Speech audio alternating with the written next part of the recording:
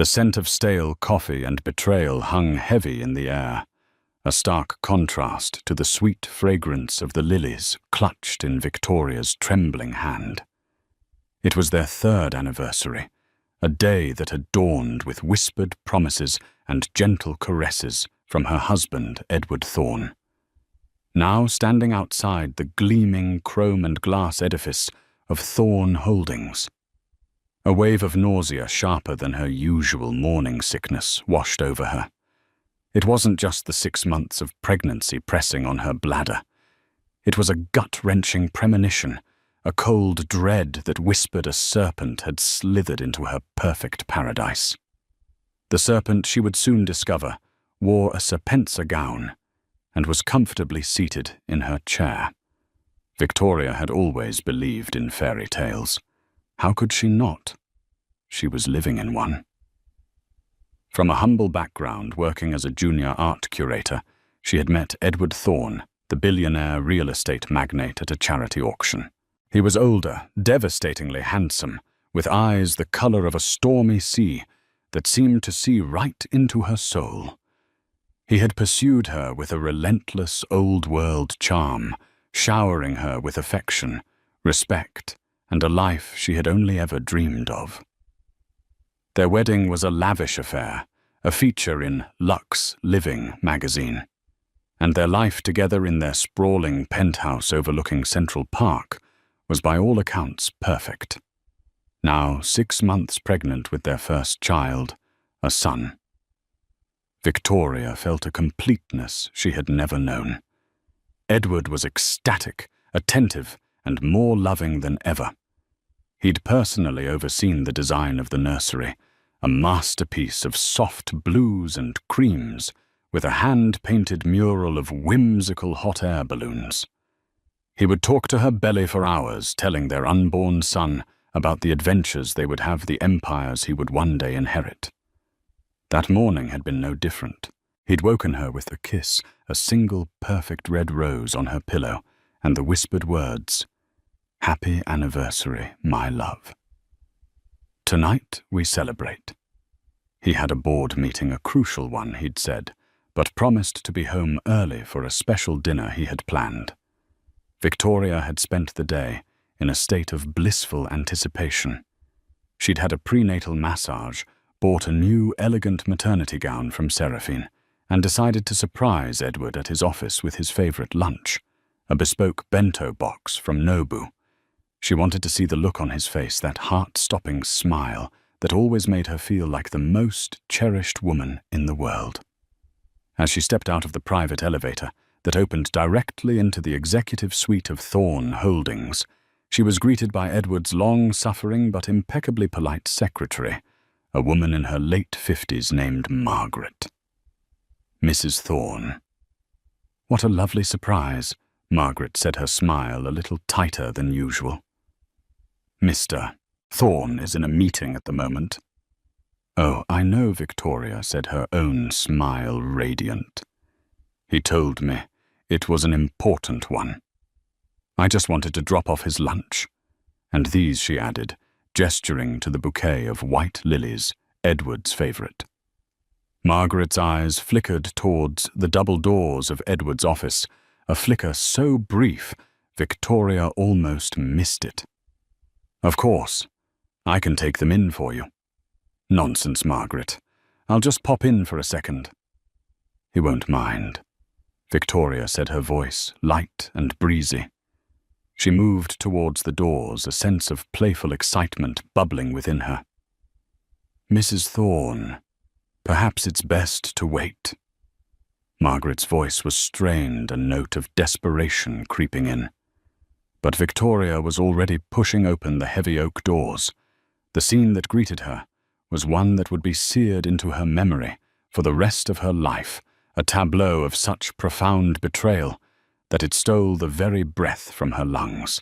The office was as grand and imposing as the man who occupied it. Floor-to-ceiling windows offered a panoramic view of the city, a concrete jungle that Edward had conquered. His massive mahogany desk was usually a controlled chaos of files and blueprints, but today It was what was happening in front of the desk that held Victoria's horrified gaze. There in the plush, custom-made leather chair that Edward had always called Victoria's chair, the one she sat in when she visited him, the one where they'd shared countless conversations and dreams, sat a woman. Her long raven hair was styled in a sleek, sophisticated bob. She was wearing a slinky and emerald green owned by Spencer, a dress that clung to her slender frame like a second skin. Her legs were crossed a stiletto-heeled shoe from Louboutin, dangling provocatively from her foot. And on his knees before her was her husband, Edward Thorne. His head was in her lap, his shoulders shaking with what Victoria, in her naivety first thought, was grief. The woman was stroking his hair, her long, crimson-nailed fingers tracing patterns on his scalp. For a moment that stretched into an eternity, no one moved. The bento box slipped from Victoria's numb fingers, clattering to the polished marble floor. The sound, a sharp, jarring note, in the suffocating silence, broke the spell. Edward's head shot up. His sea-storm eyes, usually filled with adoration for her, were now wide with a mixture of shock, guilt, and something else. Something Victoria couldn't quite decipher. A flicker of anger.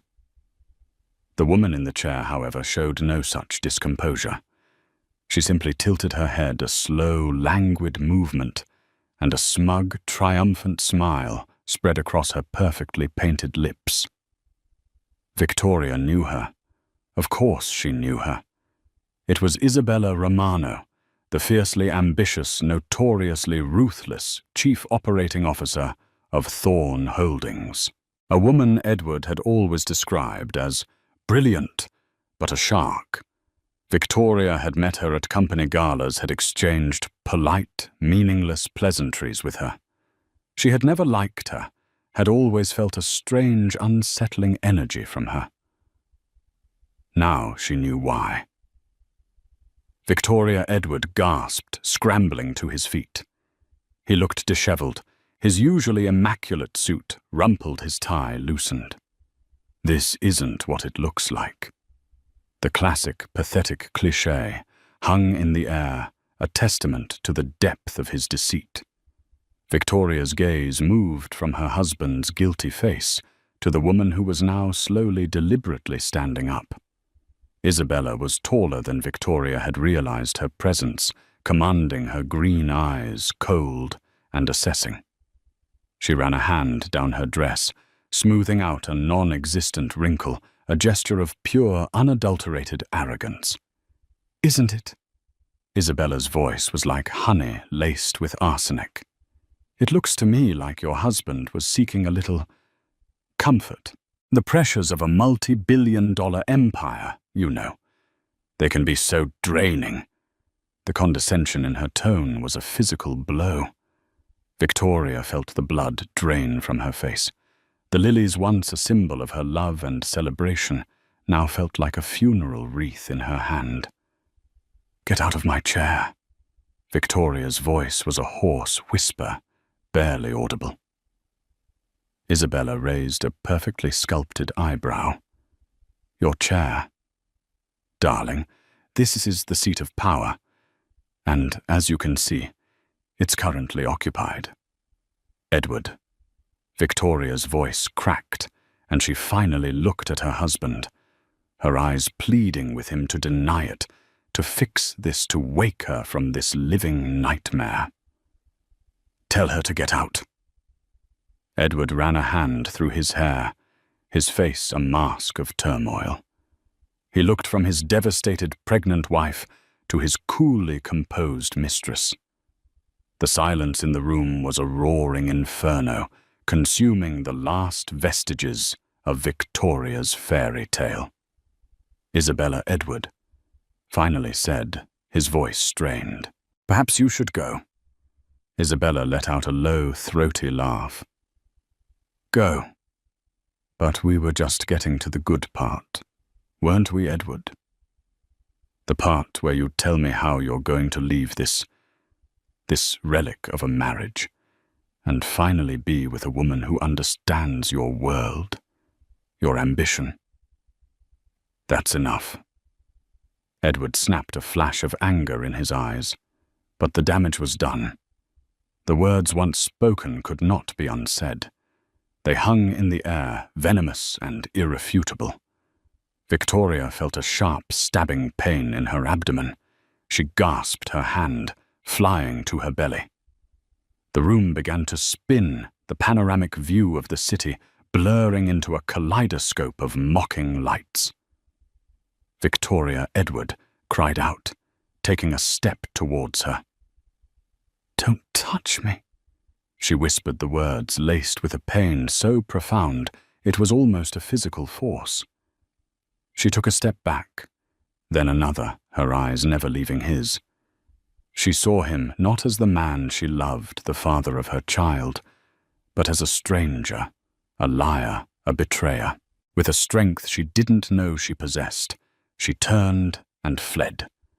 She didn't hear Edward calling her name, didn't hear Isabella's derisive laughter.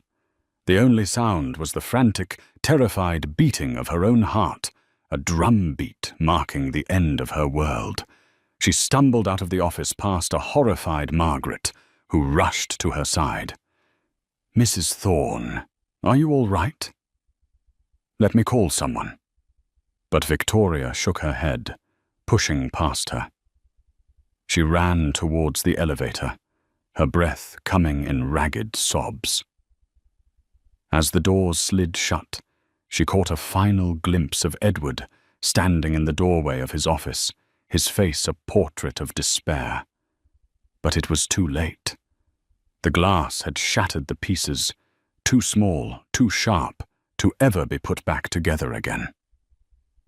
The fairy tale was over, and in its place a brutal, unforgiving reality had begun.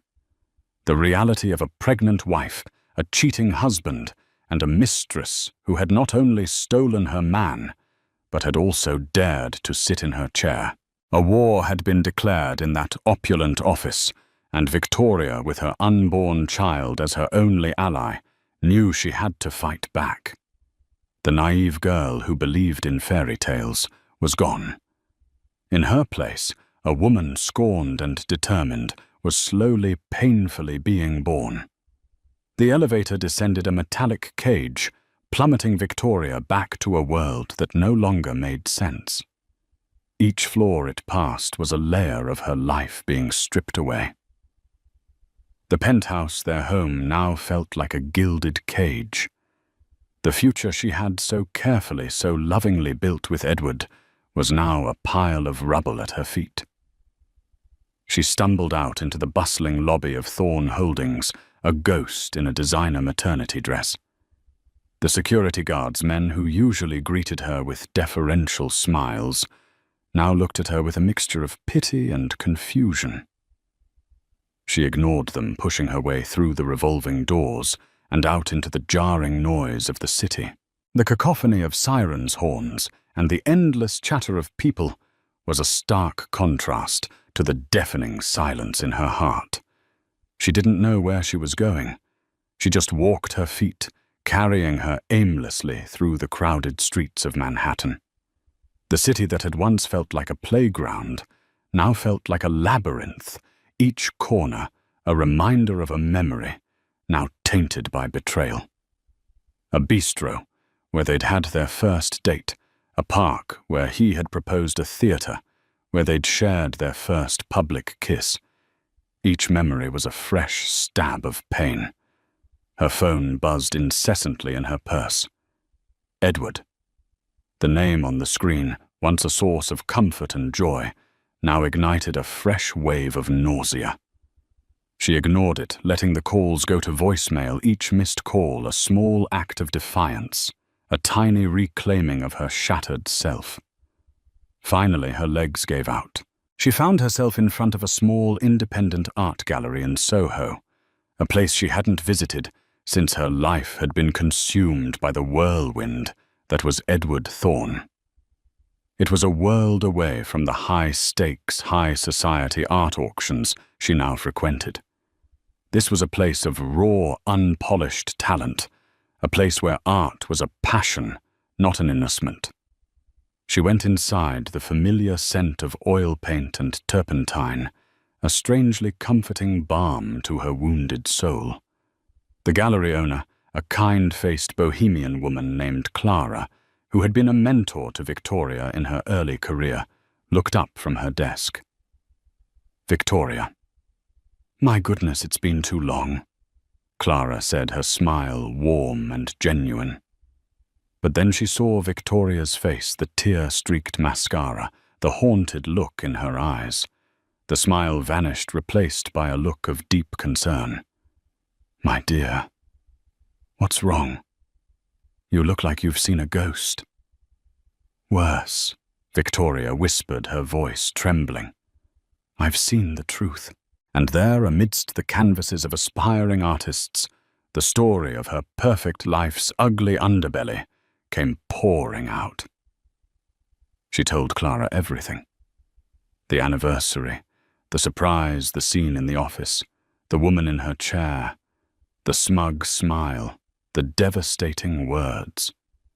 She spoke until she was hoarse, until the tears had run dry, leaving behind a hollow ache in her chest. Clara listened patiently, her expression a mixture of sympathy and a quiet, simmering anger. When Victoria had finished, Clara took her hand, her touch firm and grounding. "Men like Edward Thorne," Clara said, her voice filled with a weary wisdom. "They build empires of glass and steel, but their hearts are often made of something far more fragile, far more corruptible. And women like Isabella Romano, they are the vultures who circle those empires, waiting for a moment of weakness." "What do I do?" Clara Victoria asked, her voice filled with a desperate plea. "I have nothing. My life, my home, my future. It was all tied to him." "You have yourself, Victoria," Clara said fiercely, "and you have that precious life inside you. That is not nothing. That is everything." Clara's words, simple yet profound, resonated deep within Victoria. For the first time since she had fled that office, a tiny spark of something other than despair flickered within her. It was a spark of anger, of a fight she didn't know she had in her. Meanwhile, back at Thorne Holdings, Edward was in a state of frantic panic. After Victoria had fled, he had turned on Isabella. His voice, a low, dangerous snarl. "Get out," he had said, his face pale with a mixture of fury and fear. Isabella, for the first time, looked taken aback. She had expected a different reaction. She had expected him to finally decisively choose her. "Edward, darling," she had purred, trying to regain control of the situation. "This is a blessing in disguise. Now we can be together openly." Together, Edward had laughed, a harsh, humorless sound. "There is no us. There was never going to be an us. You were a diversion, a mistake." The words hit Isabella like a slap in the face. Her carefully constructed composure crumbled, revealing the raw, wounded pride beneath. "A mistake? I am not a mistake, Edward. I am your equal. I am the one who understands you, who challenges you. Not that simpering little doll you married. Don't you dare talk about her." Edward had roared, his voice echoing in the cavernous office. "You don't know the first thing about her." "I know that she's weak." Isabella had spat back her eyes, flashing with a venomous fire. "And I know that you will come crawling back to me. You always do." With that, she had stormed out of his office, leaving behind a trail of expensive perfume and shattered promises. Now, alone in his office, the silence was a suffocating blanket. He looked at the spilled bento box, the scattered lilies, the symbols of his wife's love, now ruined on the floor. A wave of self-loathing washed over him so intense it almost brought him to his knees. What had he done? He had betrayed the one person who had loved him unconditionally, the one person who had brought light and warmth into his cold, sterile world. He called her phone again and again, each unanswered call a fresh twist of the knife in his gut. He called her friends, her mother, but no one had seen her. He was a man who could track a stock market fluctuation in real time, a man who could predict the rise and fall of global economies. But he couldn't find his own wife. He felt a helplessness that was entirely foreign to him, a terrifying void, where his usual confidence and control used to be. He didn't know it yet, but the storm that was gathering was far bigger than a marital spat. Isabella, her pride wounded and her ambitions thwarted, was not a woman to be trifled with. She had been his confidant, his partner in ambition, and his lover. She knew his secrets, his vulnerabilities, his every weakness. And she was not about to go down without a fight. She had a plan, a contingency for every eventuality. And the humiliation she had just suffered had just activated her most ruthless one yet. And Victoria, cocooned in the quiet sanctuary of Clara's art gallery, was also undergoing a transformation. The tears had been shed. The shock was beginning to recede, replaced by old, hard clarity. She had been a fool, a naive girl playing dress-up in a world she didn't understand. But she was also a mother-to-be, and the fierce, primal instinct to protect her child was now a roaring fire in her veins. She looked at Clara, her eyes no longer filled with despair, but with a steely resolve. He's not going to get away with this, Clara. He thinks I'm weak.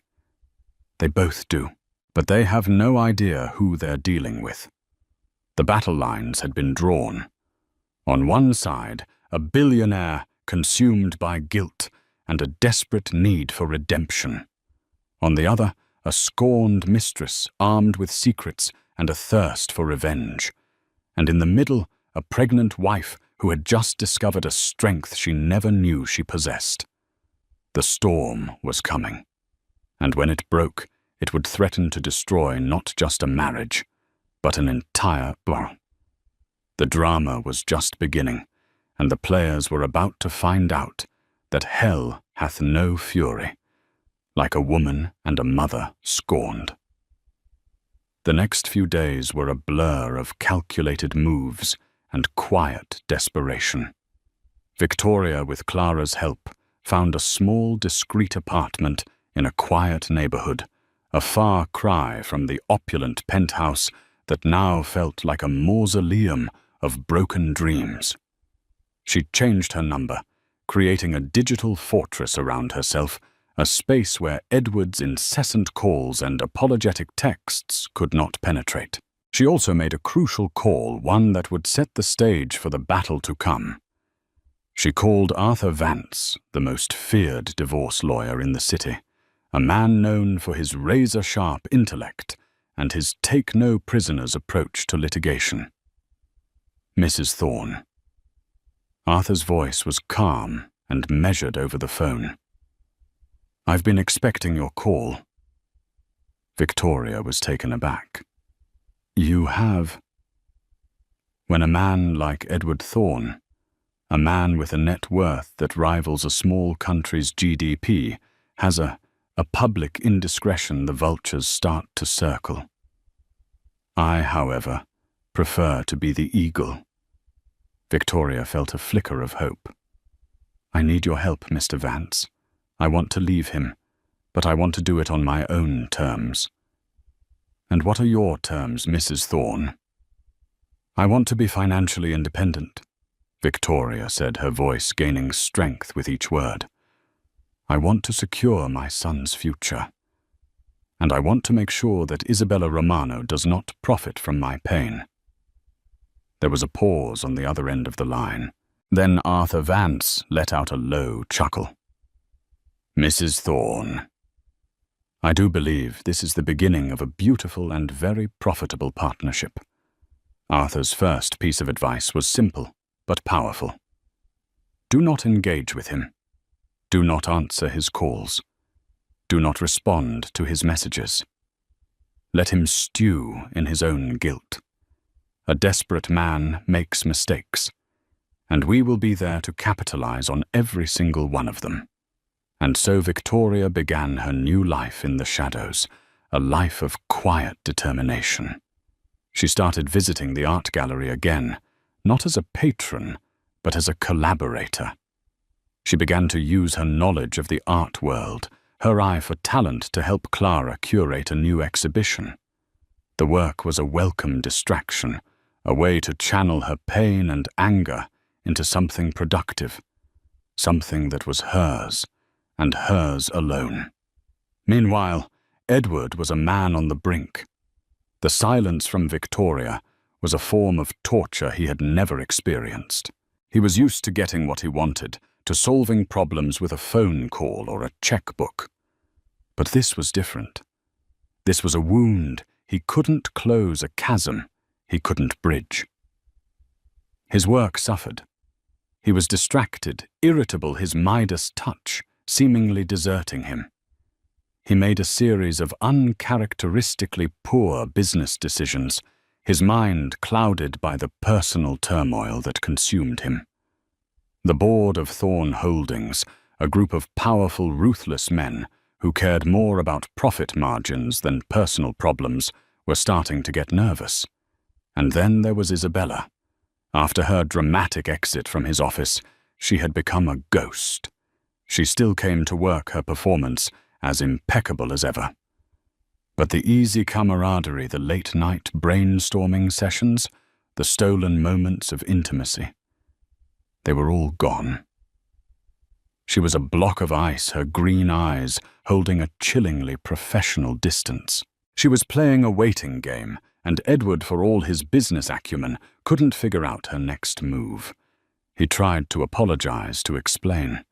He cornered her in her office one evening, his voice pleading. "Isabella, we need to talk." She looked up from her computer, her expression unreadable. "There's nothing to talk about, Edward. We had a professional relationship that crossed a line. It's over. Now, if you'll excuse me, I have a quarterly report to finalize." Her coldness was more unnerving than any outburst of anger. He had underestimated her pride, her ambition, her capacity for revenge. The first move in Isabella's game of chess came a week later. An anonymous tip was leaked to a notorious gossip columnist, a man named Marco Diaz, whose online portal, The Diaz Report, was the scourge of the city's elite. The tip was simple, yet devastatingly effective. Edward Thorne, the golden boy of New York real estate, was having an affair with his COO, the formidable Isabella Romano. The story broke on a Tuesday morning, and it spread like wildfire. The headlines were salacious, the details embellished, but the core of the story was true. And it was enough to send shockwaves through the city's financial district. The board of Thorne Holdings called an emergency meeting. The company's stock, which had already been faltering due to Edward's erratic behavior, took a nosedive. The scandal was a breach of the company's code of conduct, a PR nightmare that threatened to tarnish the carefully crafted image of Thorne Holdings. Edward found himself in the crosshairs, his personal life suddenly the subject of intense public scrutiny. He was hounded by paparazzi, his every move documented, his every expression analyzed. The man who had once been the king of the city was now its most celebrated villain. In her quiet apartment, Victoria read the news with a strange sense of detachment. She had expected, it had known that Isabella would not go down quietly. But seeing the sordid details of her husband's betrayal laid bare for the world to see was a fresh wave of pain. "This is her doing," Victoria said to Arthur Vance over the phone, her voice cold and hard. "Of course it is," Arthur replied, his tone unflappable. "This is a classic scorched earth tactic. She's trying to devalue the company to create chaos. She's probably hoping that the board will oust Edward and put her in his place." "Will they?" Victoria asked, a knot of anxiety tightening in her stomach. "They might," Arthur admitted. "Which is why we need to make our move. The prenup you signed, it's ironclad, but it also has a morality clause, and your husband has just violated it in the most public way imaginable. So what does that mean?" "It means we have leverage, Mrs. Thorne. It means we can go after more than just the standard settlement. We can go after a piece of the pie. A very big piece." Arthur's plan was audacious. A masterstroke of legal maneuvering. He filed for divorce on Victoria's behalf, citing adultery and emotional distress. But he also filed an injunction, a move that would freeze a significant portion of Edward's personal assets, and more importantly, a portion of his shares in Thorne Holdings. The injunction sent a shockwave through the company, a move far more damaging than the gossip column headlines. It signaled to the board, to the shareholders, that this was not just a messy divorce. This was a hostile takeover bid, orchestrated by the scorned wife of their CEO. Edward was blindsided. He had expected a quiet, dignified divorce, a generous settlement, a clean break. He had not expected this. He had not expected his sweet, gentle Victoria to have this much fight in her. He called her his voice a mixture of anger and desperation. This time she answered. Her voice was cool, calm, and utterly devoid of the warmth he so desperately missed. "Victoria, what are you doing?" "An injunction. You're going to destroy the company. You did that yourself." "Edward," she replied, her voice steady. "You and Isabella. I'm just protecting my son's future. Our son, Victoria. Our son. You forfeited your right to say our when you knelt before another woman in my chair." She said the words sharp and precise. There was a stunned silence on the other end of the line. He had no response, no defense. She had checkmated him. The first move had been made. Victoria, the pawn in this game of power and betrayal, had just transformed into a queen. She had taken control of the board, had thrown the king and his treacherous knight into a state of disarray. The war was far from over. In fact, it had just begun, and as the dust settled from this first explosive move, one thing was clear. Victoria Thorne was not going down without a fight. She was going to burn his kingdom to the ground, and from the ashes build an empire of her own. The injunction was a masterstroke. It sent the board of Thorne Holdings into a tailspin. With a significant portion of Edward's shares, frozen, his control over the company he had built from the ground up was suddenly precarious. The vultures, as Arthur Vance had so eloquently put it, began to circle. Board members who had once been loyal allies now saw an opportunity, a power vacuum waiting to be filled. And at the center of this burgeoning chaos was Isabella Romano. The scandal she had orchestrated had backfired in a way she hadn't anticipated. She had intended to weaken Edward, to make him vulnerable to force the board's hand. She had not expected Victoria to retaliate with such a devastatingly effective legal maneuver. The injunction not only hurt Edward, it hurt the company, and by extension, it hurt her. She found herself in a precarious position. The board, while wary of Edward, was also deeply suspicious of her. They saw her as the catalyst for the crisis, a liability that threatened the stability of the entire enterprise. Her dream of taking the CEO's chair was slipping through her fingers. Desperate to regain control, Isabella made her next move, a move born of hubris and a chilling lack of morality. She decided to leak another story to Marco Diaz, a story that would not only discredit Victoria, but would also paint Edward as a victim, a man manipulated by a gold-digging, unstable wife. The story that appeared in the Diaz report was a masterpiece of malicious fiction. It painted Victoria as a social climber who had trapped Edward into marriage by getting pregnant. It hinted at a history of emotional instability, of irrational jealousy, of a woman who was using her pregnancy as a weapon to extort a fortune from her long-suffering husband. The article was a brutal character assassination, and it hit Victoria like a physical blow. To see her love for Edward, her joy over her pregnancy twisted into something so ugly, so venal, was a violation that cut deeper than the initial betrayal. The public, ever fickle, began to turn. The narrative shifted. Victoria, the wronged wife, was now a manipulative shrew. Edward, the cheating husband, was now a tragic figure, a man trapped in a toxic marriage. This is a declaration of war. Arthur Vance said, his voice grim, as he read the article aloud to Victoria in his office.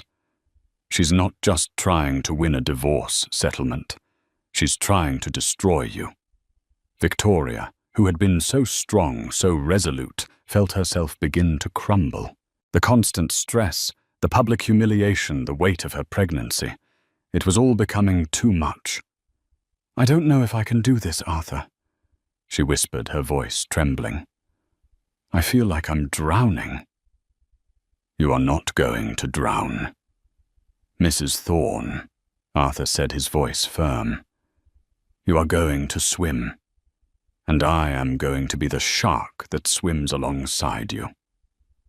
Arthur's team of investigators began to dig into Isabella's past, searching for any skeletons in her closet, any leverage they could use to fight back.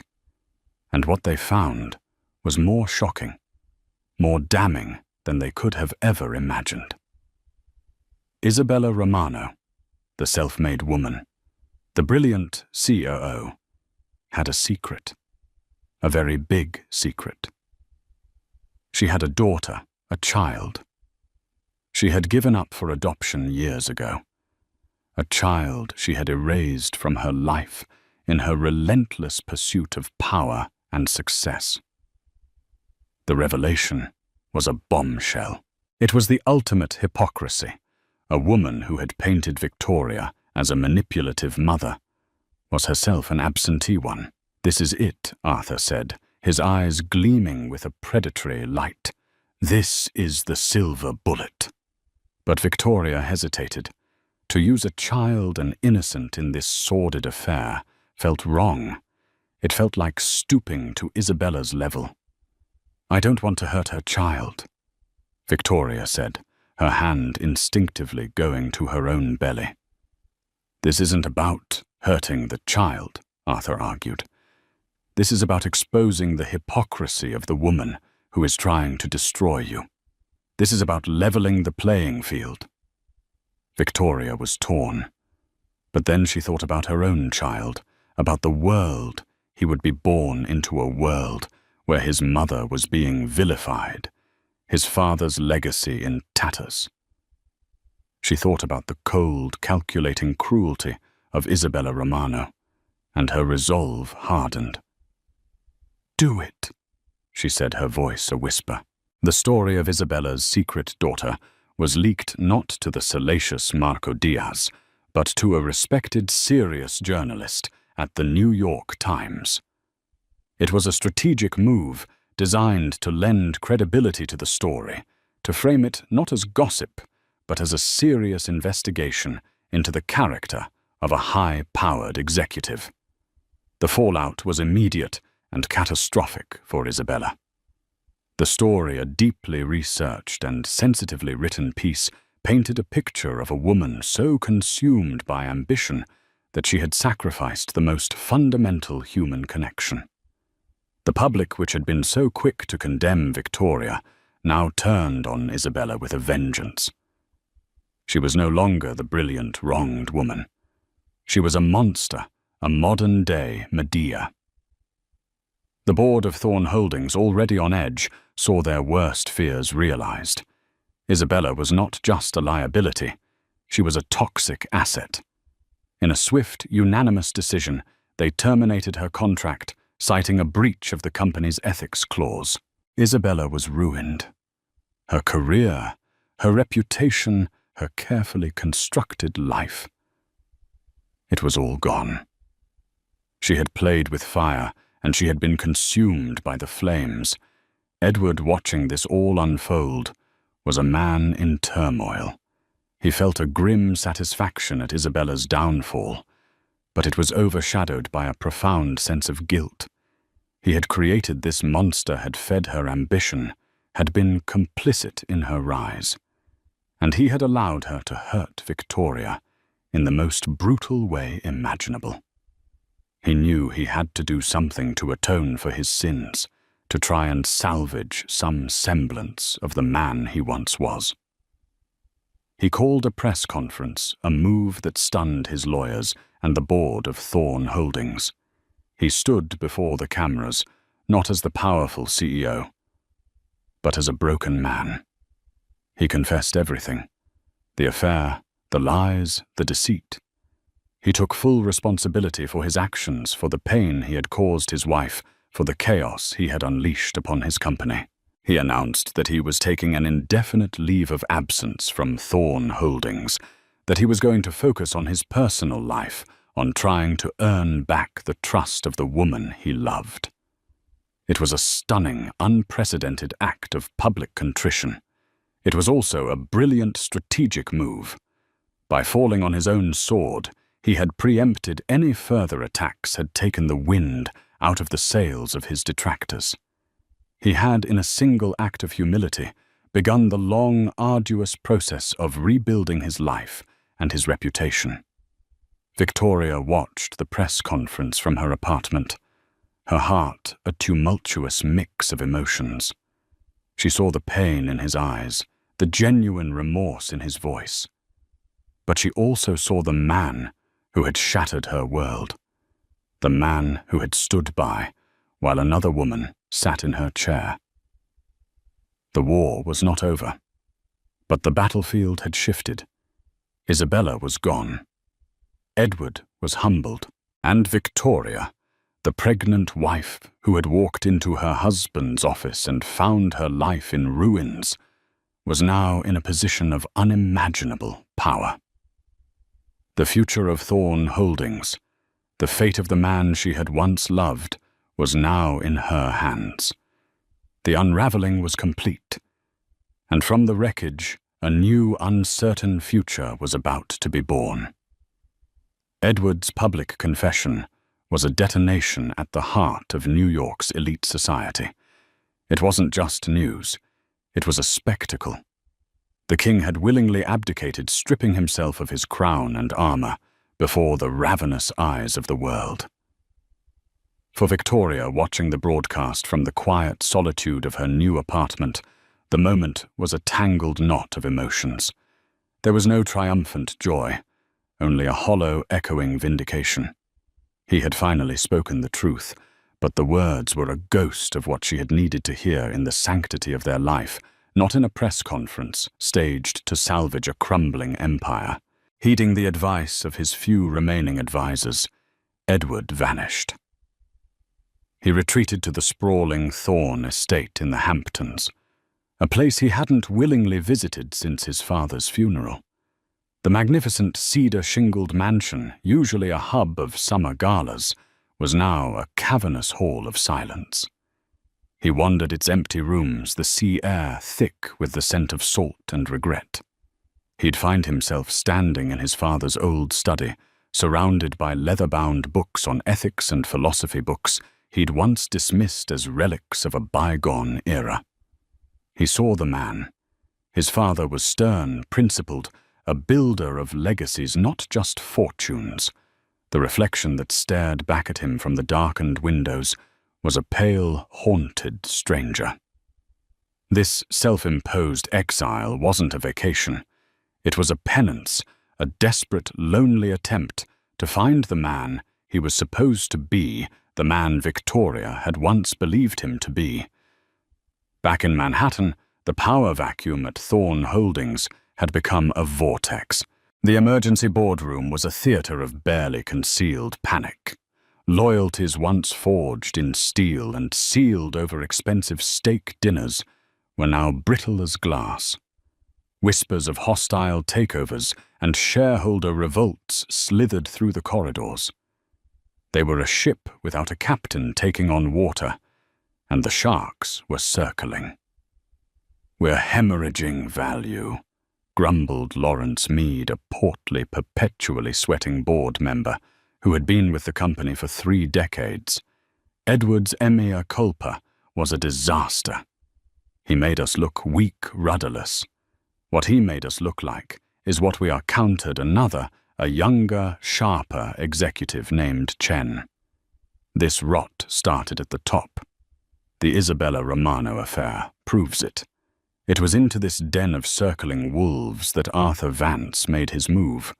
He requested a formal audience for his client Victoria Thorne with the full board of directors. The request was met with incredulity, then suspicion. "What does she want?" Meade demanded over a conference call. "To bleed us dry. To stand over the corporate corpse and pick the bones clean. We're legally obligated to hear her out." Arthur's voice had cut through the static, cool and sharp as a scalpel. "And I assure you, gentlemen, you'll want to hear what she has to say." Desperate for any semblance of a lifeline. They agreed. The days leading up to the meeting were a crucible for Victoria. The public humiliation of Isabella's articles had left scars, and the thought of facing that room of powerful, judgmental men was terrifying. Doubts gnawed at her in the quiet hours of the night. "I can't do this, Clara," she confessed one evening, her hands resting on her burgeoning belly as if to draw strength from the life within. "I'm a curator, not a CEO. They'll eat me alive." Clara, ever her anchor, took Victoria's hands. "They'll expect the weeping wife. They'll expect a victim. You will not give them that. You will give them the mother of this company's future. You are not fighting for yourself, Victoria. You are fighting for Theo." The name, the one they had chosen for her son, was a talisman. With Arthur coaching her on corporate law and Clara bolstering her spirit, Victoria prepared.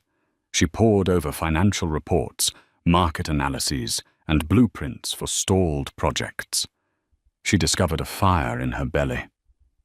She never knew she had an intellectual curiosity and a strategic mind that had been lulled to sleep by a life of comfortable luxury.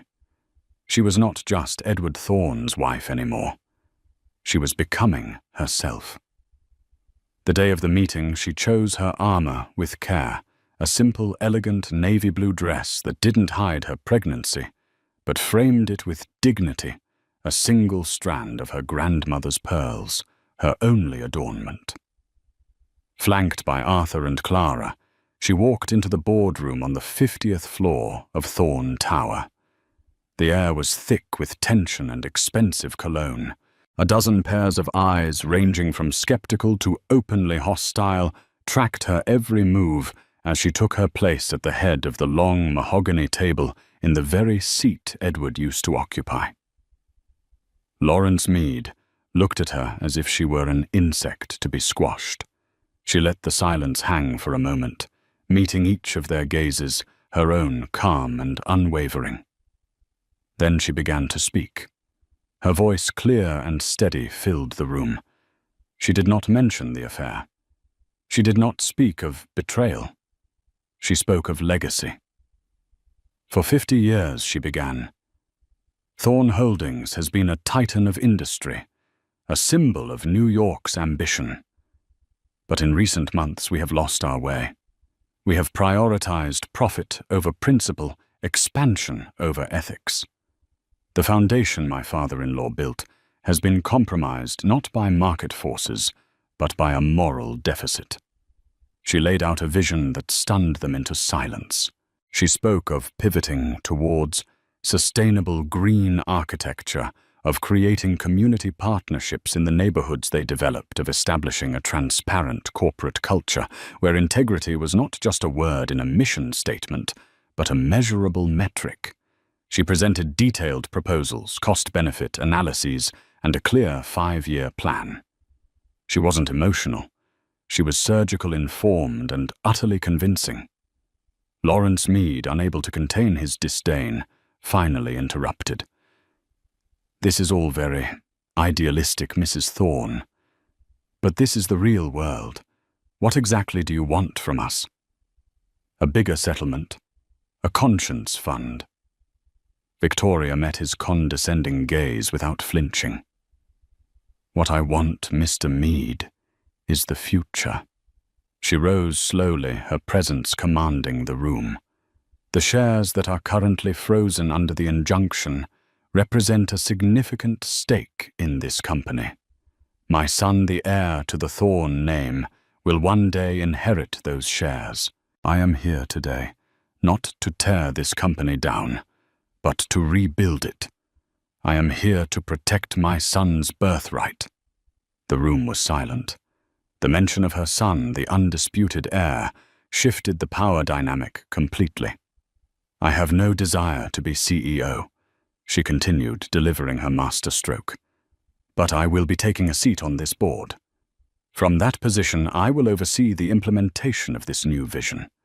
And I have a candidate to propose for CEO Daniel Chen, a man of integrity, experience, and a man who I know has the respect of this room.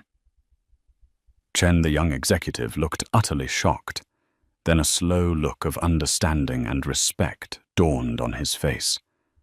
Victoria had not just come with a plan. She had come with an alliance. She had outmaneuvered every single one of them. The vote, when it was called, was a mere formality. It was unanimous. Victoria Thorne had walked into the lion's den and emerged its leader. News travels fast in the world of high finance. In the Hamptons, Edward received a call from a shell-shocked Lawrence Meade. He listened, his knuckles white, as he gripped the phone, as Meade recounted the events of the meeting. When the call ended, Edward didn't feel anger. He didn't feel resentment. He felt a profound, humbling awe. The gentle, art-loving woman he had married, the woman he had so carelessly betrayed and underestimated, had just saved his father's legacy from his own foolishness. She hadn't destroyed his kingdom. She had fortified it, remade it in her own stronger image. A few weeks later, as the first crimson leaves of autumn began to fall, Victoria gave birth to Theodore Theo Thorne.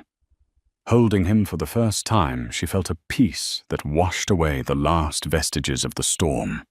All the pain, all the fighting, it had all led to this perfect, tiny miracle in her arms.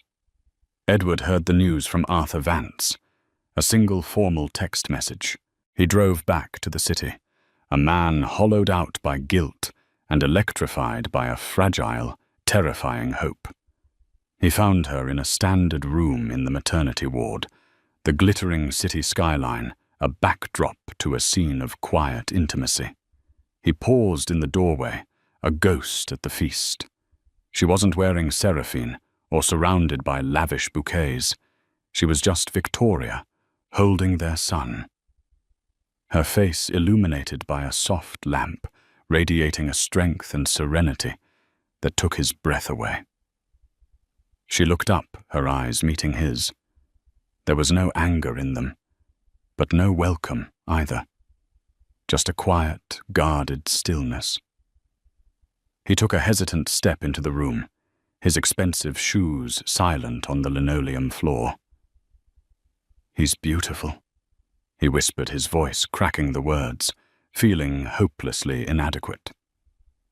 "Yes," Victoria replied, her voice soft but firm, her gaze shifting back to the baby in her arms. "He is." She didn't ask him to come closer.